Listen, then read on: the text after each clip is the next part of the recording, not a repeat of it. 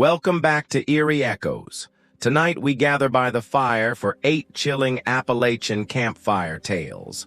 Stories of cries in the frozen woods, a man waiting on a fog-covered bridge, footsteps that circle through the night, and letters delivered by a postman long gone. These aren't just legends. They're the echoes the mountains refuse to let die.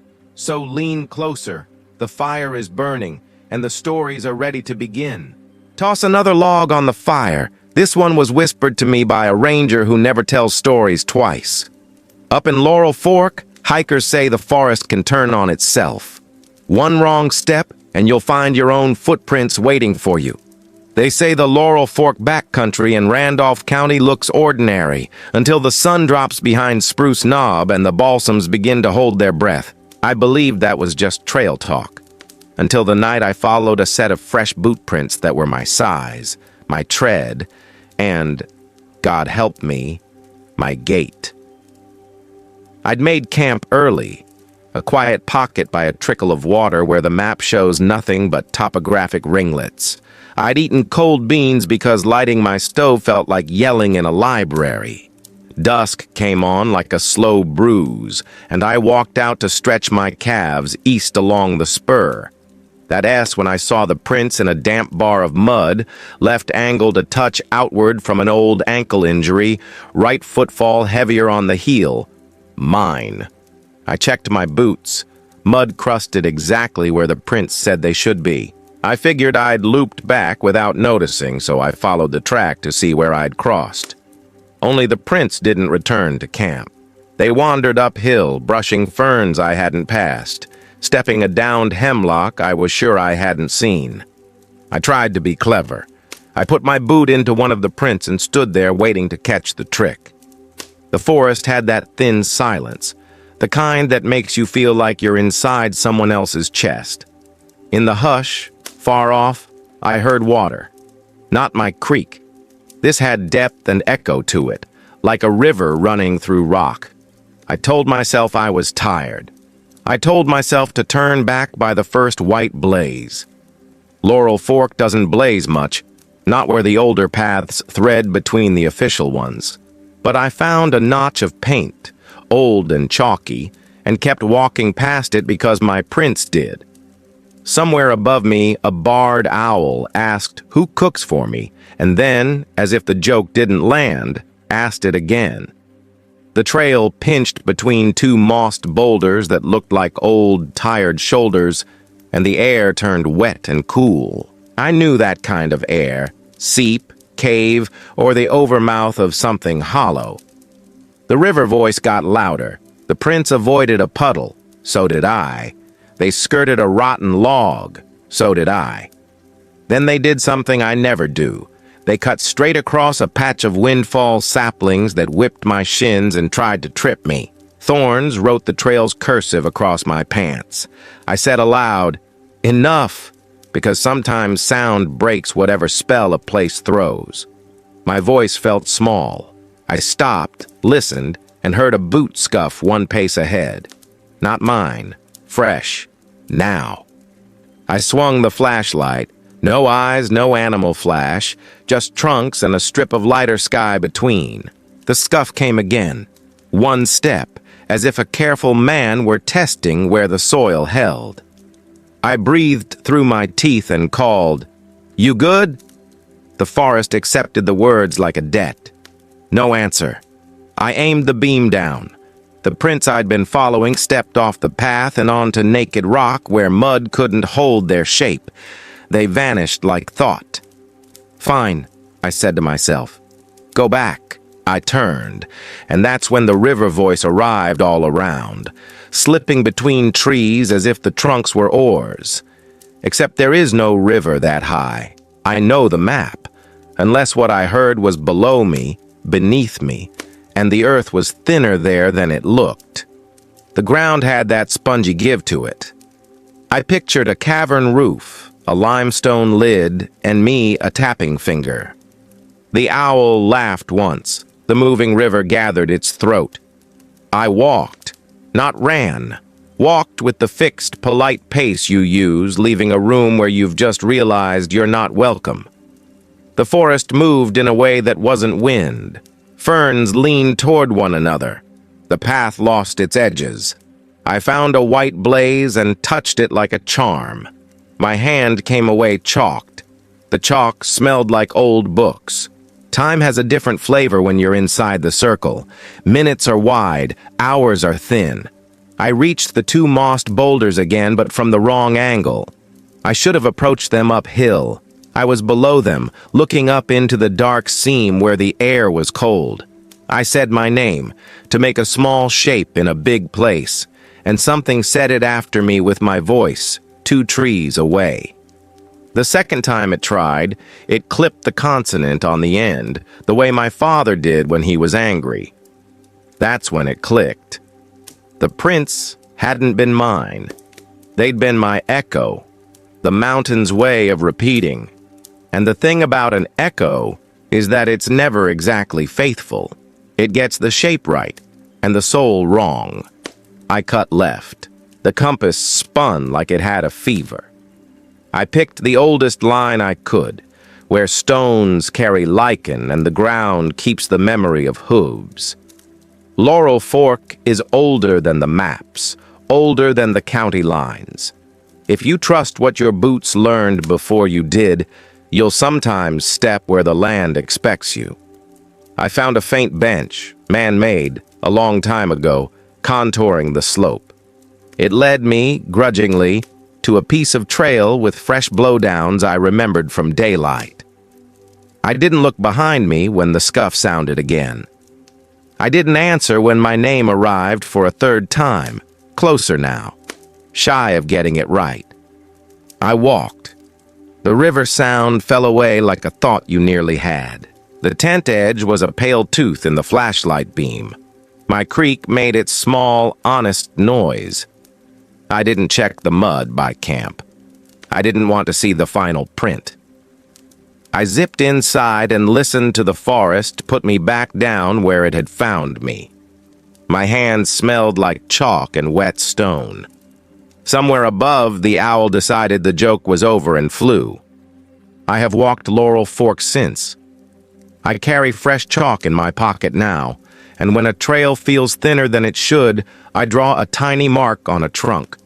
Not to find my way, but to remind the circle I'm already a shape it knows. If you go, go quiet. Don't follow yourself. And if you hear water where no river runs, keep your name in your mouth. Stories like this live as long as they're told. If you want to keep this fire burning, please subscribe. It means more than you know. The flames are steady, but the night is restless. Let me tell you what it hides. In Bland County, there's a church no one prays in anymore, but every night at 2:17, its bell still rings. Bland County has a church with no congregation and a bell that remembers. The hills wave around it like paused water, and the old road bends away at the last second, like even asphalt learned to mind its business. Folks there call it the meeting house because calling it a church feels like giving it a job again, and no one wants to be accused of that. The roof sags a little, which is respectable at that age. The bell rope was cut close to the tongue years ago, after Halloween hands yanked it at all hours. Even so, if you stand across the road by the stone wall with lichens like coins, you'll hear it ring at 2:17 in the morning, never sooner, never late. I was not a believer in punctual hauntings. I went to hear raccoons at the dumpster behind the diner, not bells at a deserted hilltop. But word follows coffee, and coffee follows third shift. And we were sitting at an hour where truth and bragging trade coats without asking. The mechanic, with hands like wrenches, said he'd timed it 3 nights running. The nurse said it woke up her father for 15 years, right after his alarm for the mine back when the mine still had an alarm to answer. The deputy said, "Don't go up there alone unless you want to discover how big alone can be." Everything sounds bigger at 2 in the morning, especially the part of you that insists you're different. That's the part that got me to go. Night, let the fields have the crickets back. The graveyard behind the meeting house was tidy in the way of places long used and long respected. The stones stood in shy ranks. The names kept each other company. I parked far, walked slow, and checked my phone. 2:12. I looked at the belfry, a dark square of unlit mouth. The rope stub hung like a threaded thought that never got pulled through. At 2:16, the air felt like the hour forgot how to breathe. The crickets dimmed, the grass leaned. In that small pause before a sound makes you a witness, the world has a way of stepping sideways and taking your balance with it. The bell struck one clear note. Not a Halloween clamor, not a rusty fight with itself. A single, precise strike that rang the year in its metal. It gained a tail of echo that dragged itself around the yard and back up into the mouth. My phone said 2:17. The bell did not ring again. I stood so still my knees hurt. My throat decided it needed to swallow for no reason. I waited 5 minutes. 10. Nothing. The crickets remembered themselves. A fox screamed far off the way foxes do, reminding you that fairy tales are written about real mouths. I walked to the door because curiosity is a job you can't quit. It was latched with a loop of wire. I unhooked it because I have to learn things the hard way. Inside, the meeting house smelled like old hymnals and mouse. The pews had their scuffs arranged like knuckles. The pulpit hadn't moved in 50 years. In the back, on a table left by some committee that never gave the table back, lay a ledger with names and dates so steady they looked like they were written by a man who believed his handwriting could hold the roof up. The last page had a column titled Watch Nights. In that column, 45 years ago, someone had written 2:17, neat as a stitch, and drawn a tiny bell next to it. Below that, the same hand had written, "We heard it first after the mine took the morning from us." I thumbed through. The entry repeated, 2:17, 2:17, 2:17, as if that minute were a hole only that bell could see through. I closed the ledger and left it where it had been left. I don't borrow from places that keep time for the dead. I stepped back into a night that had softened around the edges. The road was a river of pale gravel. The meeting house stood as it had stood all my life, patient in a way I've never managed. My phone ticked over to 2:33. A truck down in the valley changed gears and kept the world from believing too hard in anything mysterious. I closed the latch I'd opened, not because the law requires it, but because good manners do. On the way down, I passed the marker where an old bus from the mine skidded in the rain once, and nobody told the school because the school already knew. The bell might have been for them. It might have been for the shift that ended without ending. Or maybe bells keep their own promises. Maybe a minute chosen becomes a minute owed. I've been back since with people who needed it proven. The bell's never late. It owes the dead that courtesy. If you go, stand by the wall. Don't talk through the ring. Don't clap or point or make a joke to throw your fear somewhere else. Let the sound get on you. Let it set the small bones in your ear. Come away quiet. Some things don't need faith. They have schedules. That's the kind of tale that lingers after the flames fade. If you enjoyed it, subscribing helps me share more nights like this with you. Listen to the crackle, because the forest has more to say before dawn. They'll tell you Summersville Lake is for boats in summer and the clean kind of drown your mother approves of. They won't say much about the old road that still runs beneath or the mailbox someone swears they grazed with a kayak paddle when the Corps pulls the level low. There was a town out there the water folded over and kept. Not a big one, not a famous one, just the kind that adds its weight to a state and never asks to be thanked. When the wind comes from the west and the fog lifts off like a bedsheet, you can hear afternoon on a street where afternoon stopped. I didn't believe it either until I took a John boat out on a weekday with a man who knew the bottom by scars on the shore. We drifted above where he said the old county road crosses, a faint line of paler green when the sun hits right. He cut the motor and let the silence click itself together. No other boats, no voices. Even the insects seemed like they'd agreed to take lunch. He tapped the watch chain he still wore out of habit and said, "Wait." I waited, my ears filled with my own blood, the small thunder it makes when it's the only noise you were sure belongs to you. Then I heard it, not at once, not in a way that gives you the decency of a choice, but like the lake had been holding a breath since 1965 and decided to let some of it go. Tires on gravel. Light, quick, with the dust softening the edges. A car passed us at 40 miles an hour on a road 20 feet down, the sound sliding under our hull and up the other side like a big fish. I looked where the ripple didn't go, because that's how you can tell where a thing is by where it isn't. Nothing. Just green water and the shape of sky shivering in it. The old man nodded like the lake had done what was expected. He told me how his uncle's mailbox used to sit just so, and how the delivery came between the rain and supper, and how one afternoon his aunt ran halfway to the corner before she remembered there was no corner anymore, just stairs to a dock that wasn't there yet. You can hear grief if you listen right. It has a pitch like the one note a bell keeps for when the church is empty. We sat a while longer. The sound came back, slower this time, a heavy tread like a truck easing down in second, working the hill. I felt the hair on my forearms stand like wheat in a table fan. I said the thing you were not supposed to say. What happens if I knock? I leaned and wrapped the aluminum hull with the knuckles I donned to use when I want to keep them. The sound went down, the way your voice does when you speak into the stairwell of a building that no longer exists. Somewhere below us, something knocked back. Once, hollow and patient. The old man didn't tell me not to. He didn't have to. I pulled my hand in and folded it under the other like a child. We let the boat nose toward a cove where the stumps show like bad teeth when the water is tired.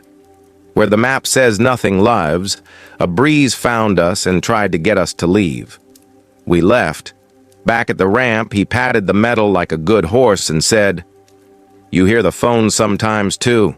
He meant the old ring, the mechanical kind that lifts a room by the throat, the kind you can sleep through because it is built for news that doesn't care if you retired. I went alone one dawn when the fog sat low like a cat that likes to be looked at but not touched. It was late September, the lake drawn down for the thing men in uniforms decide to do with water. I brought the cheap radio I keep for weather and left it off. I let the John drift to the place ID marked with a pin named No Good Reason. The fog closed around the boat until I could have leaned any direction and put my face in it. In that small, private whiteness, I heard it again. Tires, even and sure, a man who knows his road and trusts it. Then the ring of a phone, far off, like it was ringing in the house 2 down from yours in summer when all the windows are open. 2 long, 1 short. Whoever lived there had a pattern and a life and a dinner hour and a man who sometimes cursed when he missed the call. I don't know which house I was stealing the sound from. I don't want to know. You can argue about ghosts and water and how sound folds when it doesn't have to hold your weight. You can explain everything and feel better. But if you've ever walked a road you couldn't see and found years later that your feet still remember the curve, you know what I mean. The lake held a shape. Shapes make echoes. We drift in them. When I beached the John that day, a woman with a dog asked if I'd caught anything. I said no. She said, "There used to be a town there," as if I hadn't already been inside that sentence all morning. She threw a stick. The dog brought it back from where the road would have been. Everybody gets to play their part. If you go, go when it's quiet. Don't knock. Don't ask water to answer questions meant for dry rooms. If you hear tires, let them pass. If you hear a phone, don't pick up. The past can't help how clearly it speaks when the air is still. Some echoes never die, and neither do these stories if we pass them on. Hit subscribe and keep the fire alive. The embers glow, and so do the stories that refuse to die. Here's another. They sealed the Black Mountain mine in the 70s. But locals say, if you listen close, you can still hear a canary sing. Mingo County has a way of laying history on you like a damp coat you can take off. Black Mountain squats above the Tug Fork, patient and black by honest work and by the way words stick. The number 3 portal has been boarded since before I was born. The company name is still there in paint that decided early it would not outlast the rain. Kids go because kids go, and men go because they used to be kids and want to see if their footprints held their shape. I went because a friend of mine had a new CO monitor and the kind of laugh that dares you not to come along. We walked in by headlamp until the earth began to taste like pennies. The roof was low in the way of rooms not meant for men to stand proud in. Our lights found the ripple where a seam gives you its lines like an old palm, and a set of rails half swallowed by the floor. The monitor stayed quiet long enough to make us brave. Deeper. The mine did what old places do when you think you are the first person to behave like this inside them. It reminded us that it had a climate of its own. The air cooled as if we'd stepped under a lake. Water ticked somewhere in a perfect tempo that made me think of clocks. My friend raised the monitor as if to show the mine a badge. It chirped once, very softly, as if embarrassed to interrupt. He checked the readout and said a number that wasn't alarming, just meaningful. We should have turned then, the way you should turn when the first drop hits before the storm finds its voice. We didn't. The seam led, and we, being men who like to be led by something older, followed. The rails vanished under a slurry that tried to keep our boots. The ceiling came down in a shrug that made us duck. The monitor chirped again. My friend said it was a spike, nothing lasting. I said okay because my mouth said okay before my lungs could vote. That's when we heard it. A thin, bright warble.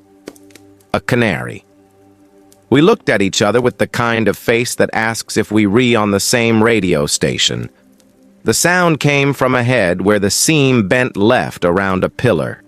It had that cheerful obliviousness birds have when the world is trouble only in the way of weather. It sang like it sang every day, like men in hats would come any second and smile and say, "That's a good job, bird."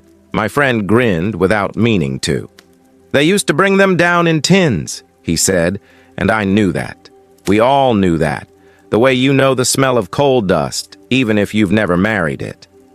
The monitor chirped again and didn't stop. The numbers stepped up like the floor had turned into stairs and we were descending without moving. Headlamps make a small world. The mine made it smaller. My friend said we should back up. No sudden stuff. Keep breathing shallow. I did exactly what he said because I wanted to see daylight so bad my eyes watered. The canary sang over us, around us, with us.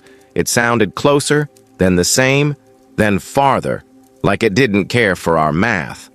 We came to a pinch where a roof bolt had failed years ago, a belly of stone sagging into our path. To get under it, you had to lean sideways, humble your spine, pretend you were a letter that could still fit into a smaller envelope. The monitor screamed. I tasted metal at the back of my tongue like I'd licked a 9-volt. The canary burst into a run of notes so sweet I wanted to cry because sometimes mercy wears a terrible face. "Out," my friend said with the kind of voice you pay attention to. We backed through the pinch. My shoulder slid on rock slimed with something that remembered rain. The air forgot to be air. The light from our lamps found the fog you can't see until your heat makes it. The canary flew ahead of us without wings. It perched invisibly on a crook where the seam widened and sang again. We followed the song like it was a string in the dark. In the near distance, a draft found us. The cool, moving breath of the only direction that mattered. We did not run because running steals air you need later. We walked fast like saints late for a train. The canary climbed the scale and then dropped. A waterfall of yellow notes that made me think of school mornings I hated and sunlight on dust I loved. We hit the drift where the water ticked. The monitor's scream came down to a sob. I grabbed a set of rusted rails and they grabbed back like old friends. The world ahead lightened in a nonsensical way. Black turned to a color with a name. We stepped into it like men step into apologies, gratefully, clumsily, with our mouths still open. Outside, the mountain had the nerve to be beautiful. Trees said nothing about us being late. The creek made a noise that held no opinion. I turned to thank the canary because I am that kind of fool. Of course there was no bird. Of course there never was. My friend smacked the monitor until it stopped crying. He put his hands on his knees and we both did the hard work of continuing to be alive. The number 3 portal doesn't want you. It doesn't want anything. It is a mouth that's been fed more than its share. If you go, don't. If you must, go with someone whose fear is the useful kind. Bring a device that tells the truth even when you don't want it. And if you hear singing where there are no wings, understand. The old warnings still work. You were saved by a bird that has been dead since the day it taught us its song. The forest forgets nothing, and neither should we. Subscribe if you'd like to sit by this fire again. Every spark carries a memory. This one comes from deeper in the hills. In Boone County, people say the mail still arrives on a road that hasn't existed for nearly a century. They call it Dead Man's Route. It was just a dirt road that wound through the hollers south of Boone County, but in 1933, the last postman who walked it disappeared. His name was Thomas Hale, a quiet man in his 40s who had carried the county's letters for nearly 2 decades. He left the small depot one snowy morning with his bag full of bills, love notes, and advertisements for farm tools. He never reached the final house. By the time the thaw came, all they found was his satchel near the riverbank. Letters soaked, ink bled out into illegible blurs. His body was never recovered. Folks assumed he slipped into the river or froze somewhere in the woods. The county reassigned the route, but carriers complained of strange things. Letters left on porches they hadn't delivered. The sound of boots crunching just behind them. The smell of pipe smoke, though no one else was around. By 1935, the county retired the line entirely. Families moved away, mines closed, and the houses collapsed under vines. The road vanished under brush, but the mail, they say the mail still comes. I rented a hunting cabin there 2 winters ago, a place a friend swore was cheap and quiet. He wasn't lying, but quiet doesn't mean peaceful. The cabin leaned more than it stood. The stovepipe rattled whenever the wind shifted, and the windows looked out on a hollow that seemed to deepen at night. The first dawn I woke early, 5 a.m., before the sky found its color. The frost on the panes was thick enough to blur the trees outside. That's when I heard it. Slow, deliberate steps coming up the porch. Crunch. Pause. Crunch. The hinges of the old door groaned as though someone leaned their weight against it, testing. I held my breath. A faint scent drifted inside through the cracks. Sweet tobacco, the kind my grandfather smoked from a tin. Then, silence. When I finally opened the door, nothing stood there. But on the step lay an envelope, damp with frost. No stamp, no address, only a wax seal pressed with the outline of a sparrow in flight. Inside was a slip of paper, the handwriting neat and deliberate. Delayed by weather. Delivery continues at dawn. I told myself it was a prank, maybe some local with too much time. I laughed it off until Wednesday when another letter appeared. This one said, "The road is gone, but the mail must walk." The same seal, the same sparrow wings spread wide. I checked the snow. No tracks led to the porch, no trail through the yard. Just that envelope, wet as though carried through sleet. By Friday, I was waiting. I sat in the chair by the door, coffee cooling in my hands. Just before first light, I heard the steps again. Heavy boots dragging slightly, like someone exhausted but stubborn. The hinges squeaked. Something slid against the wood, then retreated.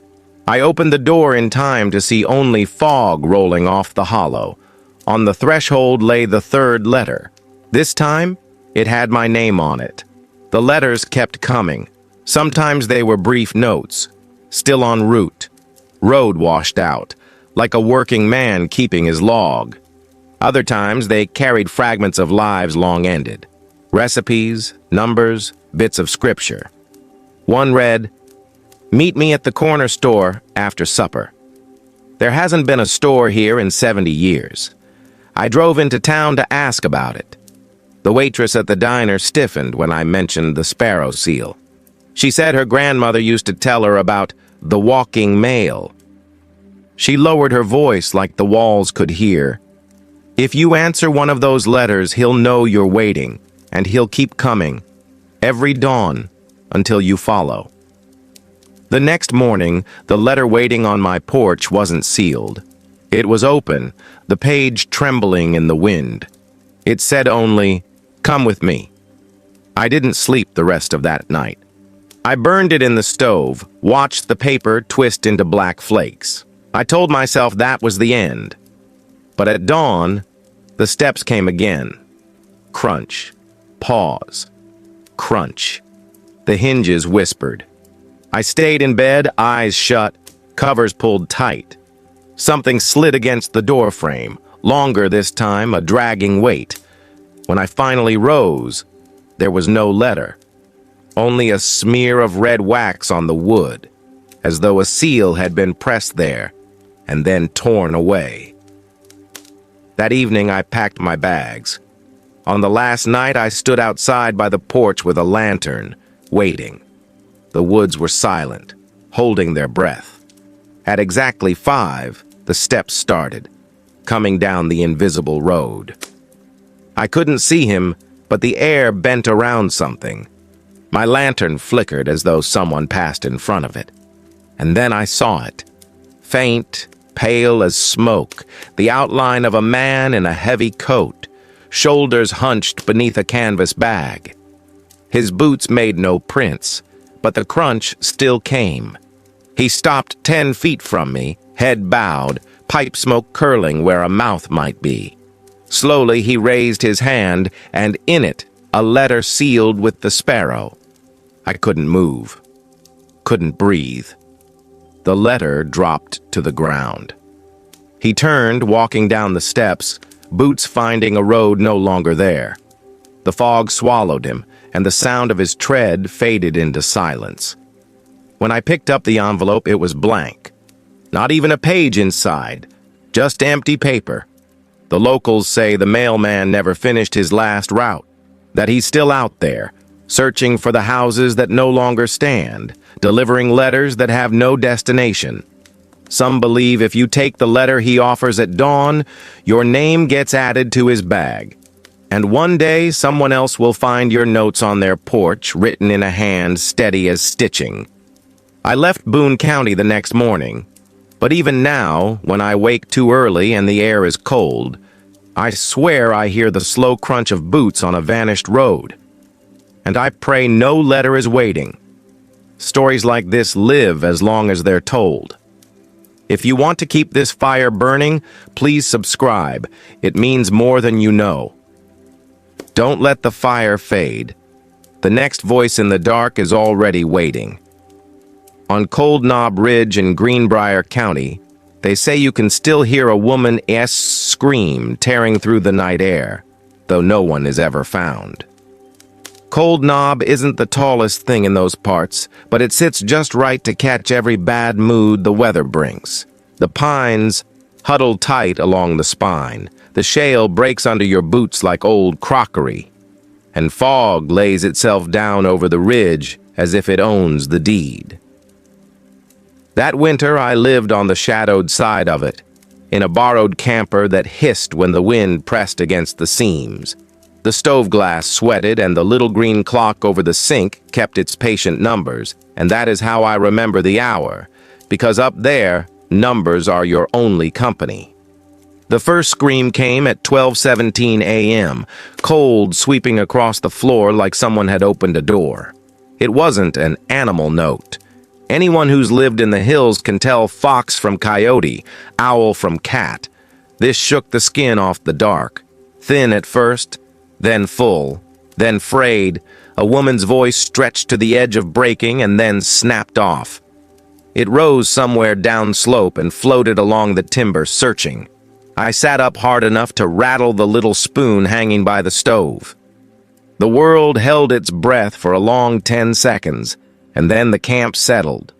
The tiny pops in the stovepipe, the soft thump of my own pulse waking to run. I stepped outside with the flashlight and the kind of caution you save for thresholds. The beam made a pale tunnel.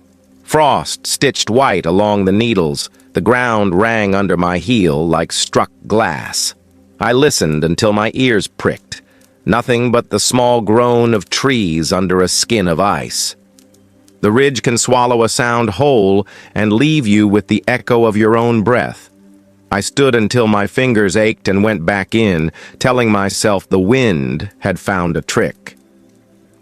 At 1:06, it came again. Farther off this time, or else higher. On Cold Knob, the difference is a matter of mood. The scream slid along the ridge like it was mapping it, bouncing from one seam of rock to another, and when it ended, the silence felt brittle enough to cut. The flashlight caught whirled fog pooled low, the sort that looks like breath held in a cupped hand. I stepped to the edge of the timber road that crosses the ridge like an old scar and followed it until white markers came and went in the beam. It's a narrow place at night.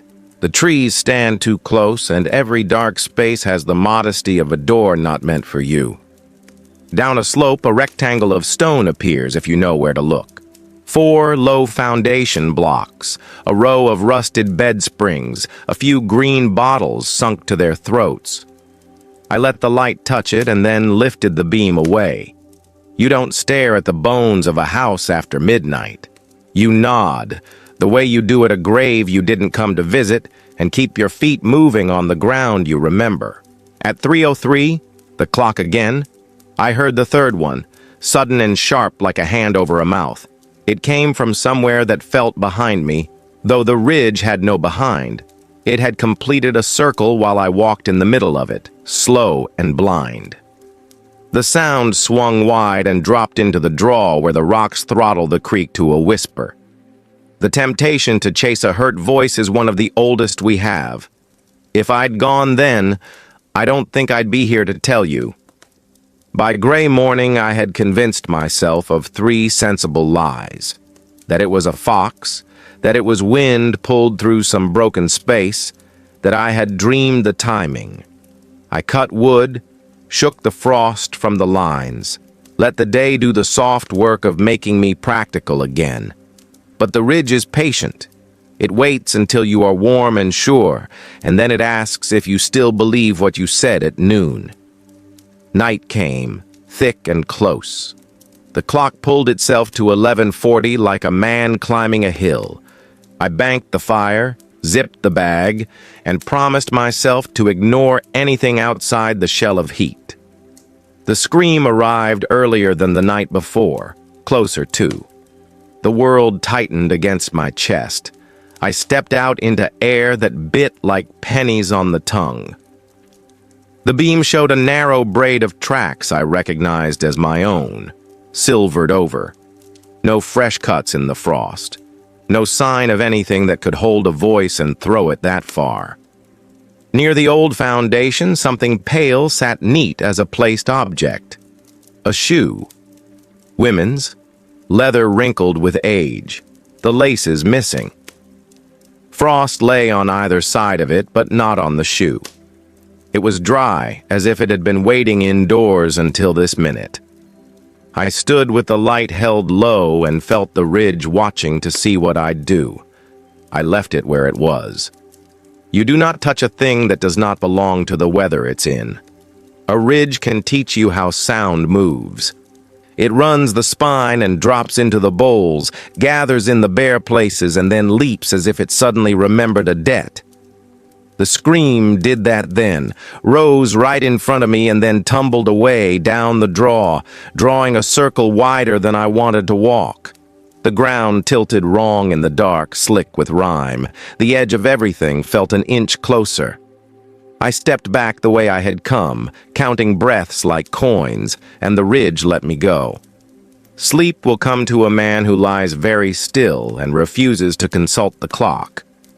It did, and when I woke, the light had the thin, pewter color of winter half-mornings. I kept the day busy with chores not worth telling and put the night off as if you can. But night is very good at arriving on time. The third evening, the scream came not as a single tear, but in pulses, like someone calling between breaths, each one shorter, the space between them smaller, a metronome quickening toward some private decision. I sat in the dark of the camper, the light off, and let it pass over me the way you let the first cold wave of a lake climb to your waist, so the shock is not the enemy of the second. By then, the ridge and I had an understanding. It would do what it does. I would listen and not obey. I would not follow the circle it drew. I would not put my foot in the same wrong place twice. When the clock bled into 2 a.m., the scream ended not with a cut, but with a sort of falling, like a final thread let go. The ridge took a long, slow breath, and the trees settled as if they had been leaning a fraction of an inch forward the whole time, listening. A week later, I left Cold Knob behind me. The camper's windows held a last oval of my face as I looked back, and the ridge stood the way it always stands, indifferent and exact. Sometimes at night, miles away, I swear I hear a thin strip of sound sliding along the line of hills, looking for the place it used to land. Some things keep their routes even after the map forgets them. If you go up there, go with the intention to come back. Keep to the timber road, even when the dark suggests a shorter way. When the fog sits down on the ridge, understand that it is not a mood. It is a fact. And if you find a shoe in a place where no steps lead to it, leave it to the weather that forgot it. The ridge is old. It can afford to keep what it takes. That's the kind of tale that lingers after the flames fade. If you enjoyed it, subscribing helps me share more nights like this with you. The night leans closer to hear us, and so should you. This tale is darker still. On Hawk's Nest Bridge in Fayette County, drivers say a man in a black hat waits in the center of the road, vanishing the instant your headlights touch him. Hawk's Nest Bridge is a proud rib of steel stretched across the New River Gorge. By day, it carries tourists and locals with a view worth the postcards. The river writhing far below, trees climbing like a green ocean on both sides, and the town of Ansted perched quietly in the distance. But when fog comes in from the gorge at night, the bridge doesn't look like part of the world anymore. It looks like it's suspended in nothing, its rails vanishing into a white throat. That's when the stories begin. Truckers, locals, even deputies on night patrol all whisper the same thing. That halfway across, a man stands dead still in the lane. Long coat, hat brim dipped low, his face nothing but shadow. Some say he raises his hand as if to wave. Others say he simply stares until your lights blind him, and then he's gone.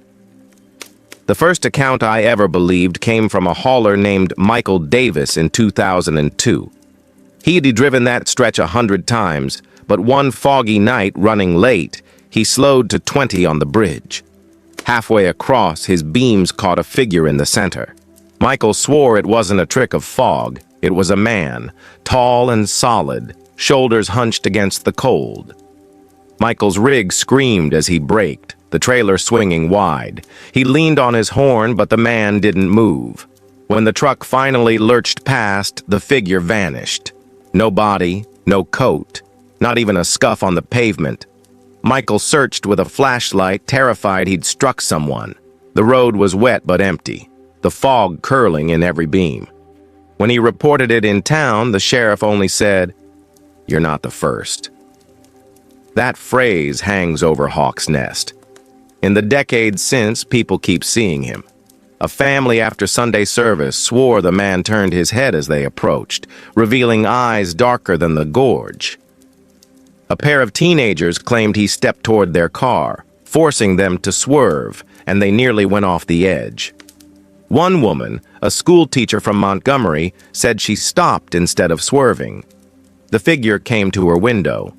She said his skin was pale as fog, his eyes like the river at night.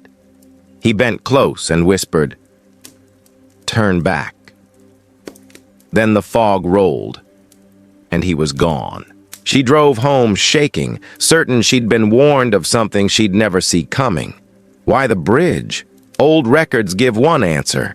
In the 1930s, a bus carrying miners' children skidded across those rails in a storm and plunged into the river below. Some bodies were pulled out, others never surfaced.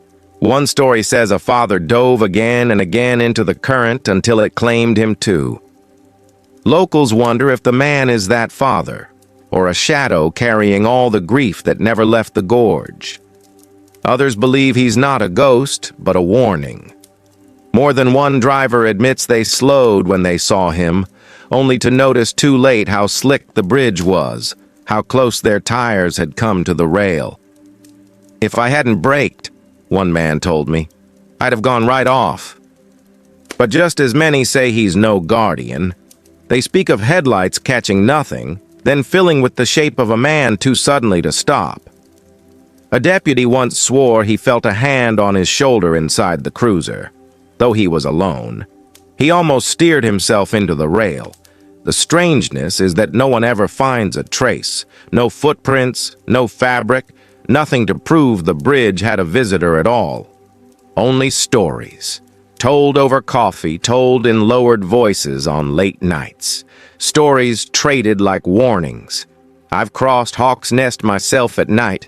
The fog was thick enough to choke, and my hands cramped on the wheel. Halfway over, the beams carved only white, and my chest grew tight, waiting for something to step into the lane. It never did. But I swear the headlights dimmed as if something passed between them and the road.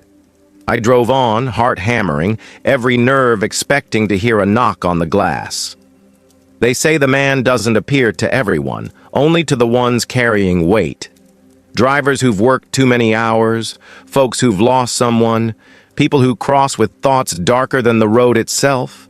Maybe he's a mirror, showing you what you've carried across too many nights. Maybe he's a shadow that belongs to the bridge itself. What's certain is this: Hawk's Nest Bridge has never been empty after dark. Ask anyone who's crossed alone, and they'll tell you that the hum of tires on steel carries another rhythm underneath. Slow, patient, the sound of a single step, waiting at the center line. So if you ever find yourself crossing Hawk's Nest at night and the fog swallows the rails, keep your eyes forward. And if you see a man in a black hat waiting, don't stop, don't honk, don't blink, just drive and pray the road stays yours until you're on the other side. The forest forgets nothing, and neither should we. Subscribe if you'd like to sit by this fire again. As the fire settles low, one last story rises with the smoke. On the Greenbrier River Trail, hikers whisper about a man who walks for days, only to find he has never left the same patch of ground. The Greenbrier Trail runs like a scar through the valley, an old rail bed smoothed into a path, 20 miles of gravel and shadow. By daylight, it feels harmless enough.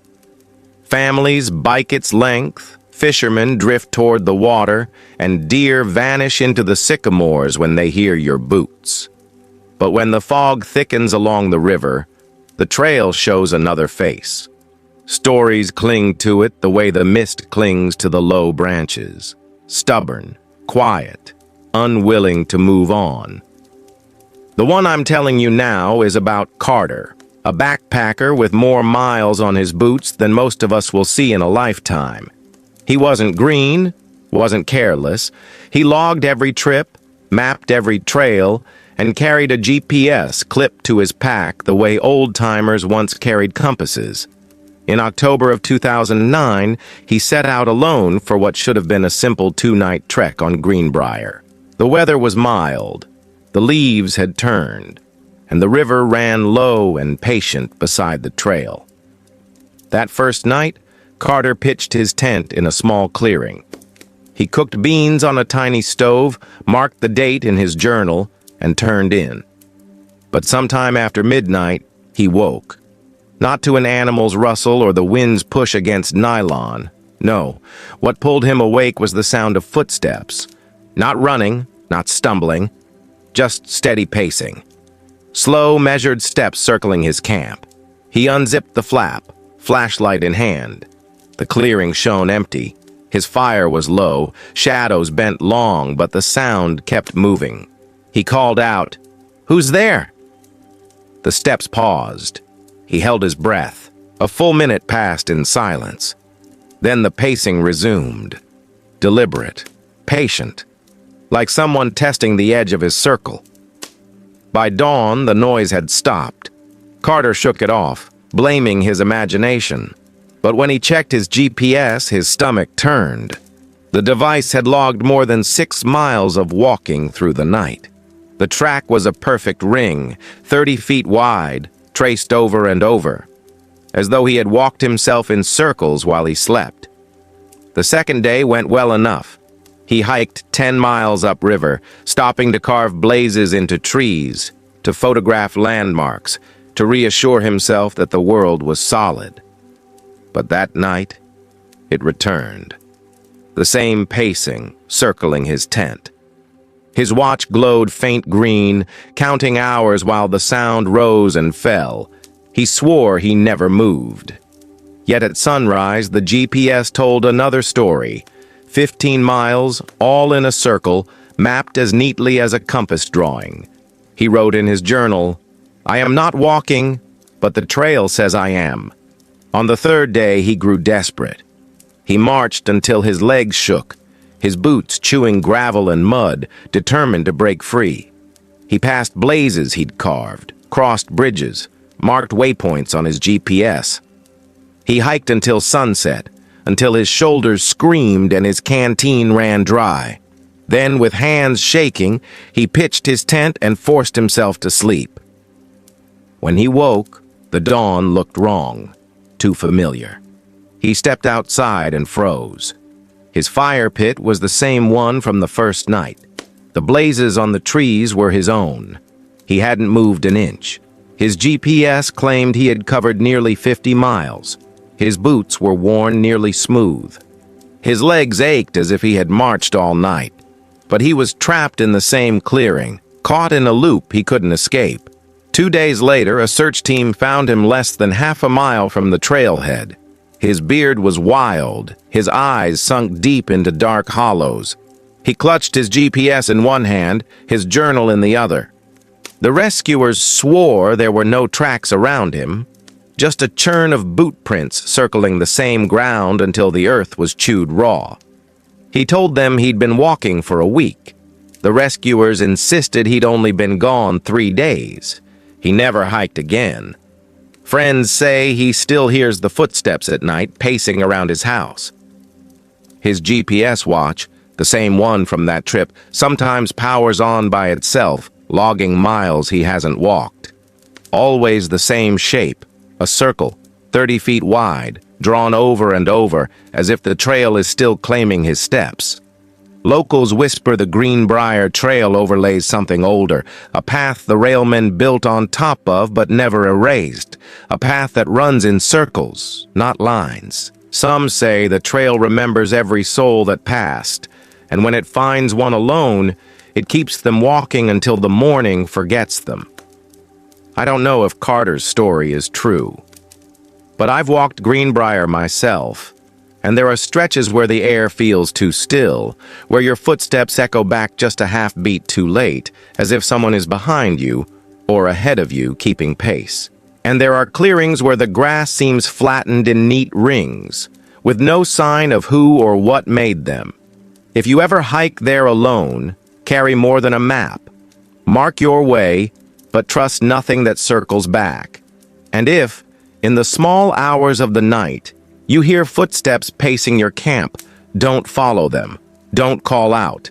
Just sit very still and wait for morning. Because some trails don't want to take you forward. They want to walk you in circles until your story is just another ring on the earth. When the flames die, the stories remain.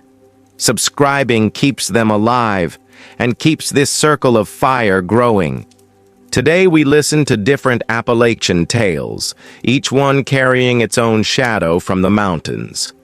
If you enjoyed spending this time by the fire, please don't forget to like the video, subscribe to the channel, and share your thoughts in the comments. Let us know what chilled you the most and what we can do better. Your feedback helps us grow and it keeps these stories alive for the nights to come. Until next time, travel safe, and remember, the mountains never forget.